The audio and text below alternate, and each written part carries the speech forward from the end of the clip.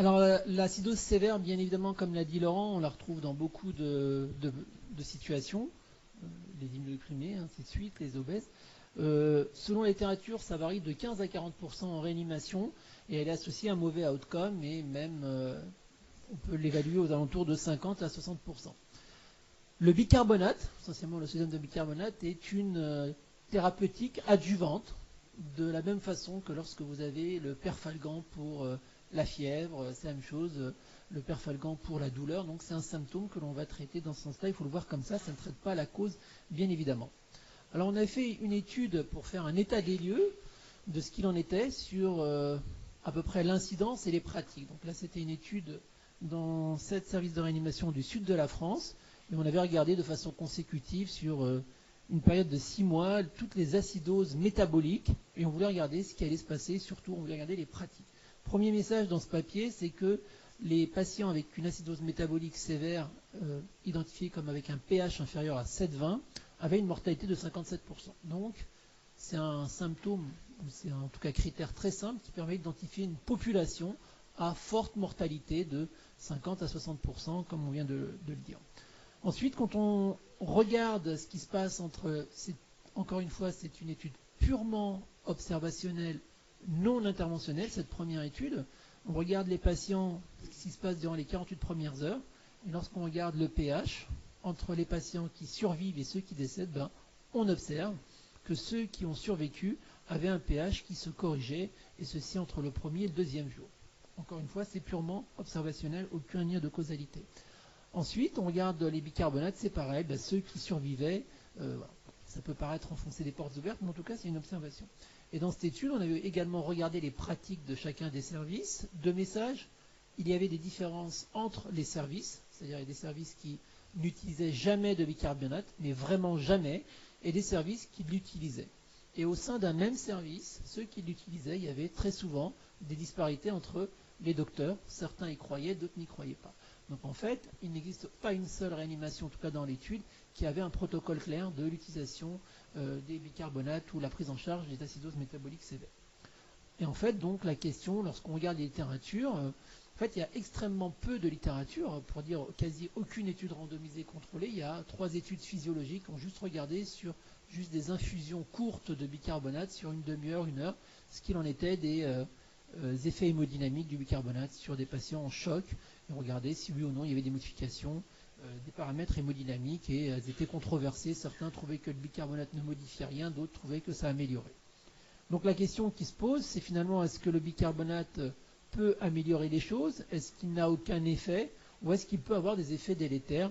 Puisqu'il y a une littérature essentiellement, on va dire, animale ou de concepts qui dirait les histoires d'acidose paradoxale quand on mettait des bicarbonates ou la production de CO2. Donc il y a beaucoup de spéculations, mais en termes d'études cliniques, on n'a aucune étude randomisée pour le moment. Et quand on s'intéresse aux conférences de consensus, qui sont quand même des éléments solides pour nous aider, nous, cliniciens, en fait, on regarde que ce soit celles de 2012 ou celles de 2017, les plus récentes, donc sur la Surveillance Sepsis Campaign, et quand on regarde que faire en cas d'acidose ou en cas de pH bas, finalement, il n'y a pas grand-chose. On dit on ne sait pas ce qu'il en est, et ils disent bien qu'il n'y a aucune étude, même si certains, alors là, il faut aller plutôt chez les respiratologues, disent que lorsqu'on descend à des pH extrêmement bas, quand on fait de l'acidose, quand on fait de l'hypercapnie permissive à fond, peut-être qu'à des moments, il faut mettre un petit peu de bicar ou un petit peu de thalme, mais ça, c'est dans les cas extrêmes.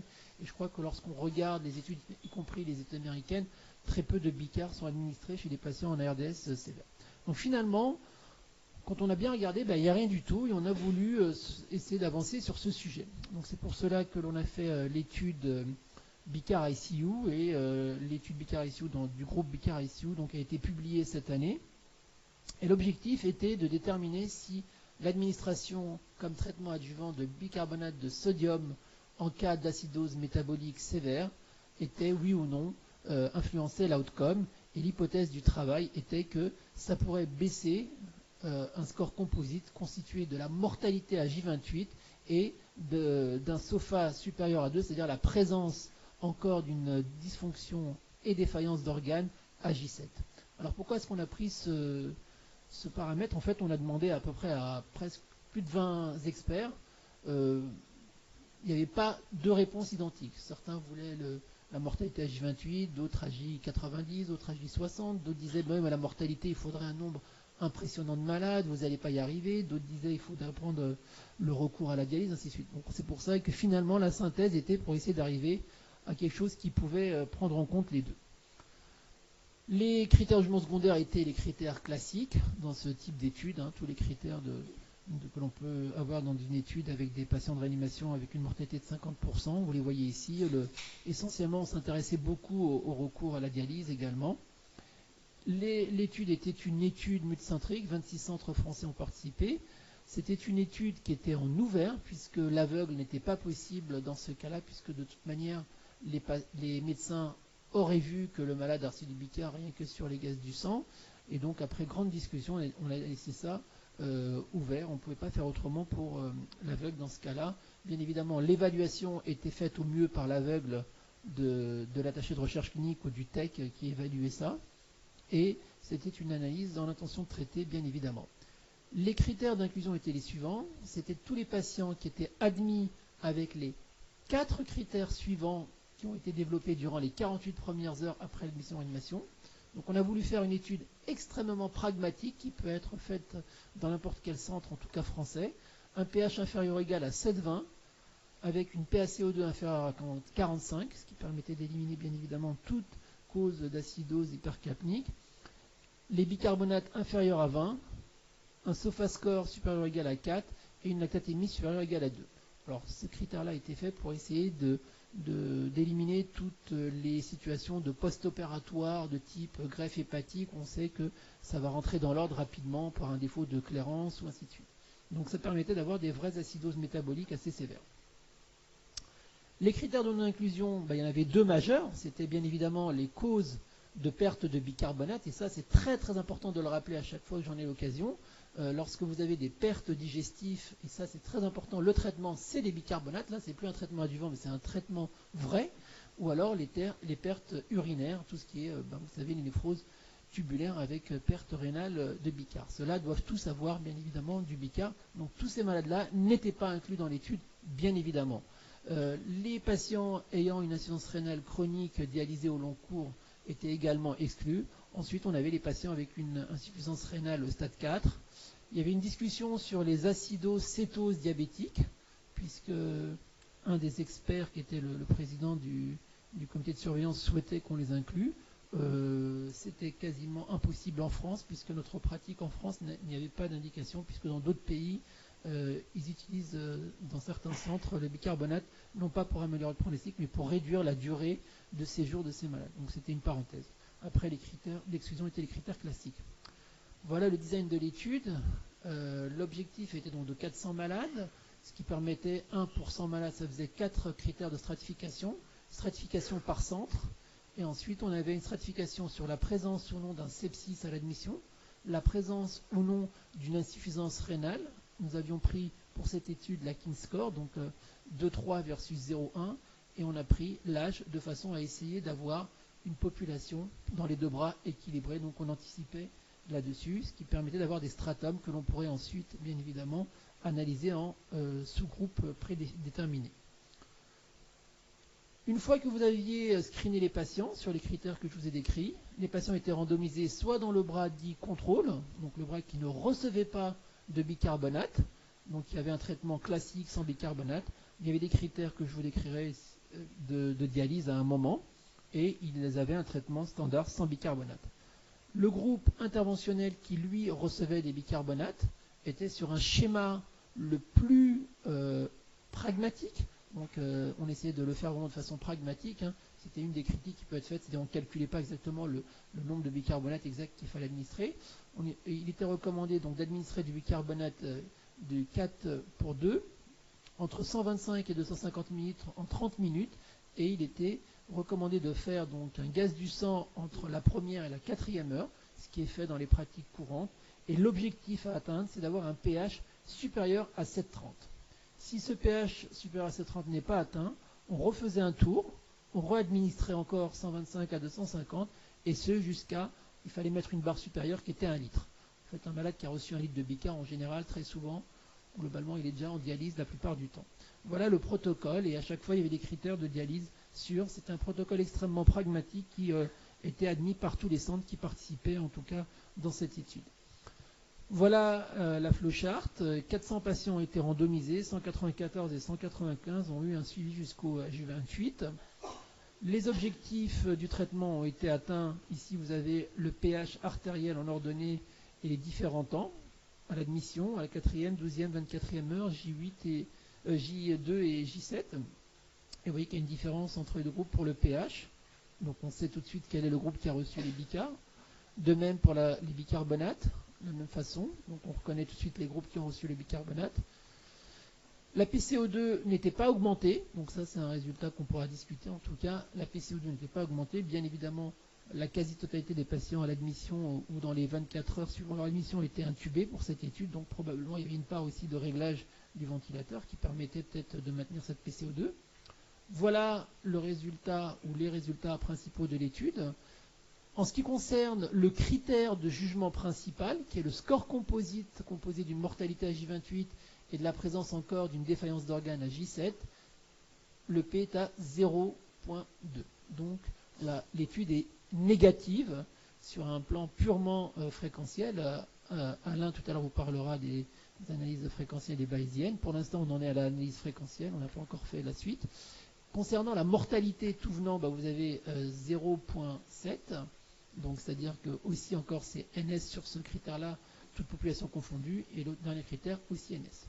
Par contre, lorsqu'on s'intéresse à un stratum qui est la population des patients avec une insuffisance rénale, dans ce cas-là, ceux-là, qui représentaient à peu près presque la moitié, 182 patients, le score composite était significatif et la mortalité surtout était hautement significative puisqu'on passait de 63 à 46%, également la présence de défaillance d'organes.